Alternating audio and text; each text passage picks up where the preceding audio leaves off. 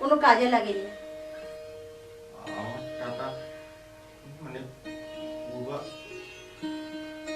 মা আপনার এই অবস্থা, মা এত বড় একটা ঘটনা ঘটে গেল, আমাকে আবার খবর দেওয়ারও প্রয়োজন মনে করলেন না মা? তুমি কি একবার খোঁজ নিয়েছো আমরা কেমন আছি? কেন, আমি তো রামুদাকে পাঠিয়েছিলাম, জানেন রামুদাও আমাকে ফাঁকি দিয়েছে। আমি রামুকে আসতে বারণ করেছি। রামু আর কোনোদিন এ বাড়িতে আসবে না। রামুদা মানুষটা খুব ভালো ছিল। থাক, আর সাপাই গাইতে হবে না। রামুর যেমন কোনো দোষ